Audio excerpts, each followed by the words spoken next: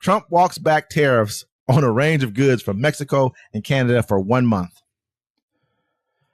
President Donald Trump issued exemptions on tariffs for a variety of goods coming into the United States from Mexico and Canada, just 2 days after he put the sweeping tariffs in place, leaving investors and business grappling with the whiplash of his back and forth trade policies. The exemptions to the 25% tariffs enacted Tuesday would apply to about half the goods coming into the United States from Mexico and around 38% of the goods from Canada that comply with the North American trade deal reached during Trump's first term, according to senior administration officials. It's the second time in less than 2 months that Trump has announced and then backtracked on tariffs on the United States neighbors. The moves have rattled the stock market, with businesses warning that the added cost could drive prices higher and cut into their profits. The Dow Jones Industrial Average and the S&P 500 are on pace for their worst week since September. The can keeps getting pushed down the road, and we don't know what that means, said Chuck Dardis, president of Alpha USA, an auto parts manufacturer in Livonia, Michigan. He later added, to make investments and do things we need to do, we need to have some certainty. Not that we can have a perfect certainty, but not be on consistent diet of, well, we'll wait till next month to see if the axe is going to fall. You know what he's doing? He doesn't understand. He thinks he's using this to like bully Canada and Mexico into, coming back to the bargaining table or to sway his way. But what it's doing is destabilizing us as a country, because the people in the stock market are like, yeah, I'm gonna hold back. Manufacturers are like, yo, we don't want to do nothing. Canada's already pulled all the American. They're like, we ain't even messing with y'all. All the liquor off the shelf. They're telling people, don't go, don't be a tourist in America. We're not buying nothing. They had a trail that takes you from Washington to, I believe, is it Washington or is it Michigan? It's a trail somewhere right there on the border that takes you up through America and brings you up to Canada and then brings you back down. And Canada cut that off. They're like, no, we're not playing with you. They're like, look, we're quick to forgive, but you're not going to bully us. And Mexico's like, hey, and Mexico pointed out this too. They're like, look, you're talking about the fentanyl. They're like, 80% of the people that are busted bringing fentanyl into America from Mexico are Americans.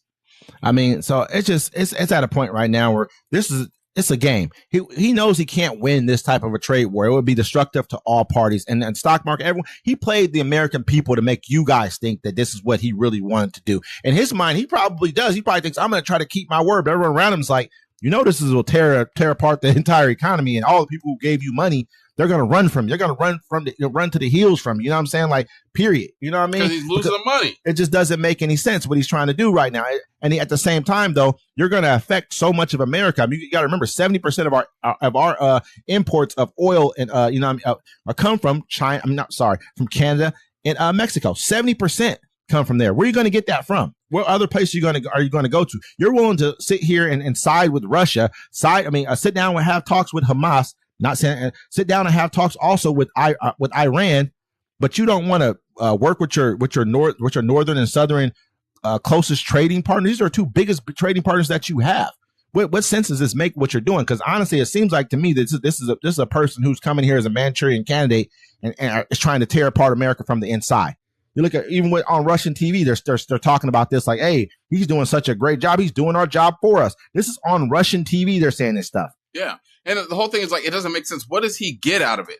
Because, I mean, if our country is destabilized, he won't be in charge because we're going to be under attack anyway. It ain't going to matter. He's spread his hustle everywhere he's at. I mean, once you're bought, once you got billions, it doesn't matter about what country the money's going to. Jimmy Kimmel ran it through Chat GPT. They're like, with all the knowledge, you see that with all the knowledge that you have right now, do you feel Donald Trump is a foreign agent for Russia? And they're like, yes, 80 to 85% he is. From his business dealings to, because I mean, he kept losing money.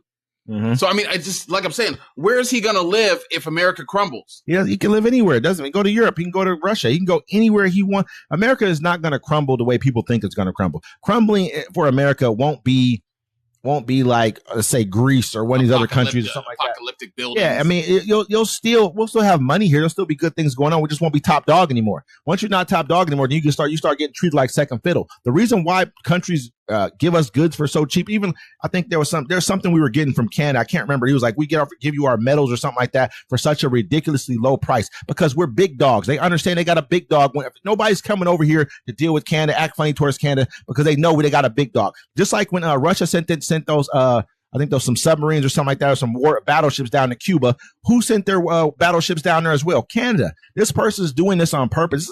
And you guys are making excuses for this as well, too. I'm watching you make excuses for what you see in front of your face. I got plenty of people on my Facebook page who do it all the time, make excuses for why he's willing to go to war for Russia, but not for your trading partners from the north and the south. And they even said it too when the Palisades, California was burning. Canada sent firefighters and Mexico sent firefighters. Ukraine sent over equipment as well when that was going on. And he's kicking out 450,000 Ukrainians. I think, they can kind of go. To me, they came over for sanctuary. Period. For something that they came. I'm not mad at them being here.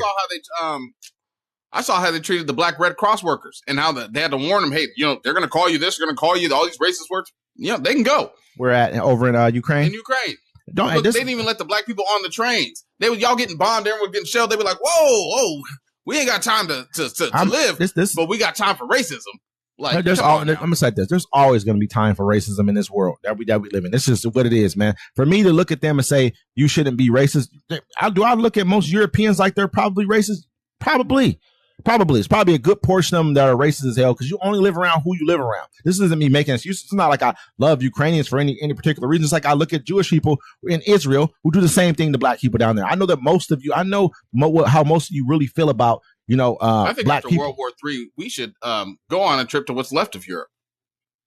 I mean, shit, we could go before that. Hopefully there's No. We're going to go after. We got to see which countries survive. I ain't playing that. Let's go before.